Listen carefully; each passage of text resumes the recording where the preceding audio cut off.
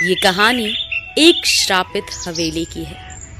एक गांव के पास एक हवेली थी। कुछ लोगों का कहना था कि जो कोई भी उस हवेली में जाता है वो या तो मर जाता है या पागल हो जाता है। उसे वहां उस हवेली में क्या हुआ उसे कुछ भी याद नहीं रहता। गांव के लोग उस हवेली को श्रापित हवेली कहते हैं। यार राजेश, मैंने ऐसी हवेली कभी नहीं देखी। मेरा हवेली के अंदर जाने का बड़ा मन कर रहा है। देख पंकज, इस हवेली के बारे में तुझे कुछ नहीं पता। इस हवेली में जाना बहुत खतरनाक है यार, लेकिन मेरी बहुत इच्छा है इस हवेली को देखने की। राजेश ने पंकज और नीरज को हवेली के बारे में सब कुछ बताया और दोनों को समझाया और सभी गांव की तरफ चल पड़े। कुछ दिन बीत जाने पर पंकज के मन में फिर से हवेली देखने की इच्छा जागी। अरे नीरज, चल हम दोनों हवेली देख कर आते हैं। अरे नहीं भाई, मुझे डर लगता है, मैं नहीं जाऊंगा। अरे तुम भी मत जाना। आज मेरा छत पर सोने का मन कर रहा है यार। क्या तुम दोनों मेरे साथ आओगे? नहीं नहीं, तुम जाओ। ठीक है। पंकज छत पर सोने चला गया। आधी रात में डरावनी आवाजें आने लगी। पंकज बिना किसी को बताए हवेली की तरफ चल पड़ा। वो हवेली के पास पहुंच गया। अरे पंकज, हवेली के रास्ते पर क्यों जा रहा है? अरे पंकज, तुम राजेश के दोस्त हो ना?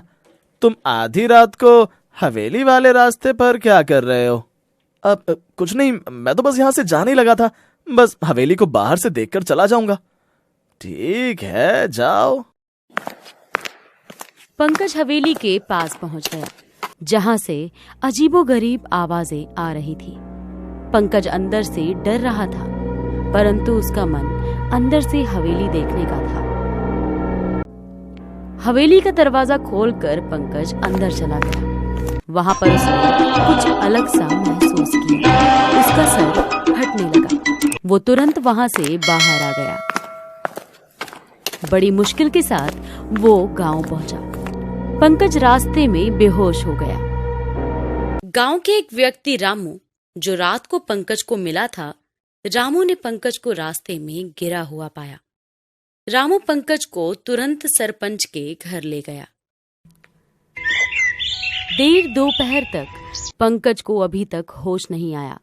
कुछ उपचार करने के बाद पंकज होश में आया। पंकज, तुम्हारे साथ क्या हुआ? हमें बताओ। कल रात को मैं हवेली गया था। और उसके साथ हवेली में क्या क्या हुआ, उसने सारी बात राजेश और नीरज को बताई। नीरज के मन में हवेली के बारे में जानने की इच्छा हुई। राजेश, हवेली में ऐसा क्या है जो कोई व्यक्ति वहां जा नहीं सकता? वहां पर ऐसी अजीब घटनाएं क्यों होती हैं? मुझे हवेली के बारे में जानना है। अच्छा ठीक है। हमारे गांव में एक बुजुर्ग व्यक्ति हैं, मोहन पाल। उन्हें हवेली के बारे में सब पता है। चलो उनके पास चलते हैं। नीरज, पंकज और राजेश बुजुर्ग व्यक्ति मोहन पाल के घर चल पड़े। मोहन पाल जी, हमें उस हवेली के बारे में बताइए। एक समय की बात है जब हवेली में उसके मालिक गोपाल कृष्ण अपनी पत्नी इंदुमती और बेटे वैभव के साथ रहते थे। पूर्णिमा की एक रात मालिक गोपाल कृष्ण अपने बेटे वैभव के साथ कुछ दिनों के लिए गांव से बाहर गए थे। उस दिन मालकिन और नौकर नौकरानियां पहले के जैसे अपना काम कर रहे थे।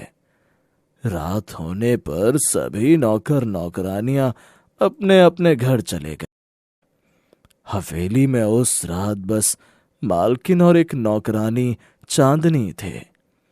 मालकिन अपने कमरे में सोने चली गई। मालकिन अजीबोगरीब आवाजें सुनने लगी। मालकिन जब कमरे से बाहर आई तो मालकिन को नौकरानी में कुछ अलग सा लगा। चांदनी काला जादू कर रही है। चांदनी, ये तुम क्या कर रही हो? मालकिन ने मुझे रंगे हाथ पकड़ लिया है। अब मालकिन को मारना ही ठीक है। चांदनी चुपके से चाकू लेकर मालकिन के पास गई। नहीं नहीं मालकिन, कुछ नहीं, मैंने कुछ नहीं किया। चांदनी ने एकदम चाकू मालकिन के पेट में मार दिया और मालकिन को सीढ़ियों से नीचे गिरा दिया। बचाओ, बचाओ! थोड़ी देर में मालकिन के प्राण निकल गए। अगले दिन सुबह मालिक गोपाल कृष्ण अपने बेटे वैभव के साथ हवेली लौट आए। उन्होंने मालकिन को वहां मरा हुआ पाया और उन्हें पता चला कि नौकरानी चांदनी ने उनकी पत्नी इंदुमती को मारा है और मारकर हवेली से भाग गई है। थोड़े दिन बीत जाने पर मालिक गोपाल कृष्ण हवेली में कुछ अजीब हरकतें देखते हैं। डर के कारण मालिक गोपाल कृष्ण अपने बेटे वैभव को लेकर हवेली से दूर चले गए। कुछ लोगों का मानना है कि हवेली में अभी भी मालकिन इंदुमती की आत्मा रहती है, जो किसी को भी हवेली में रहने नहीं देती और नौकरानी चांदनी द्वारा किया गया काला जादू भी हवेली में होने वाली अजीबोगरीब घटनाओं का कारण है। इसलिए कोई भी अब उस श्रापित हवेली में नहीं जाता।